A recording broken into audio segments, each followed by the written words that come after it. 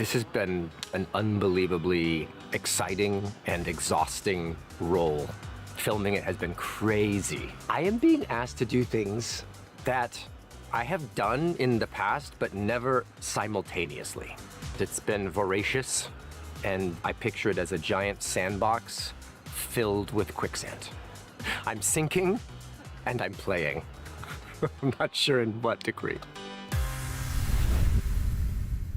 One of the cool things about the toy maker is that he just dons visages based on whatever he's feeling is most appropriate for the scene.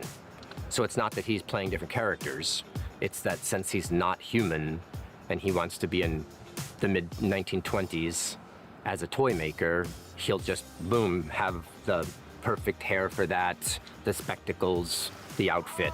Guten Tag, kommen into the warm. It is raining, is it not? If he wants to be manning a giant laser gun, he'll, boom, look like a pilot. We can play Grandma's footsteps. If he wants to be doing a big dance number, he'll look like a band leader with crazy fright wig hair. So every look is totally unique and totally separate. The wardrobe is amazing on this show. Pam, who spearheads it all, made these bespoke suits for me.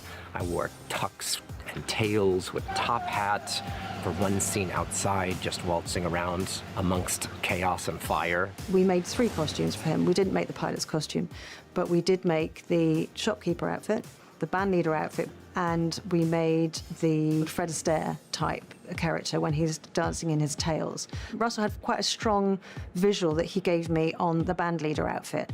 When we went to fit Neil, we had these boots. They were just black boots. But I just felt like I needed to get a bit of the red into the boot. And we ended up having to buy a kind of riding boot. And a lot of men's riding boots don't have laces, but the women's do. I wanted a red lace, which is what we've got here, to run through the boot to kind of pick up on the red of the costume. He's ended up, he doesn't know this, but he might. He's ended up in a pair of women's boots, but with red laces. And I just was really adamant that's what I wanted. Another day, puppeteering, marionettes, different puppets at different places, giant scissors, 2 different accents. Amy Pond was touched by the weeping angel, and she died. We knew that somebody would be having to come in and actually puppeteer these marionettes that we made. He felt pretty comfortable. He said, I've done puppeteering, I do juggling, so this is gonna be a walk in the park. He loved the puppets. On the day when we started puppeteering with these, it was fast and it was furious. It was one day to get everything that he needed to get done.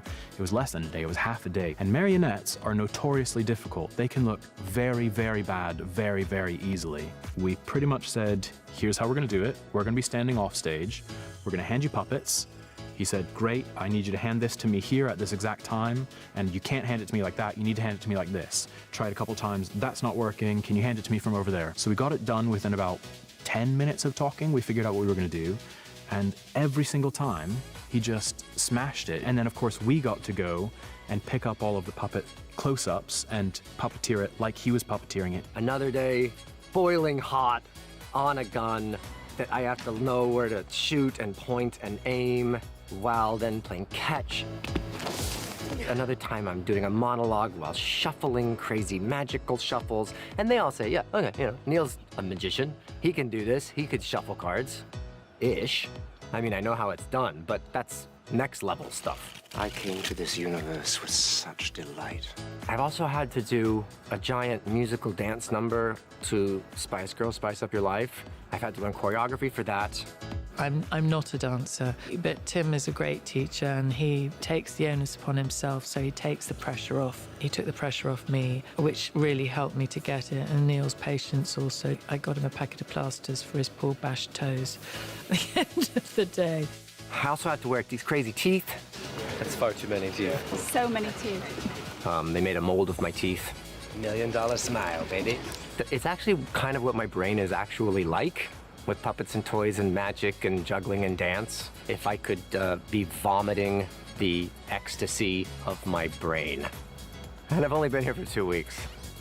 Someone wake me up, please. And that is a golden wrap of Neil.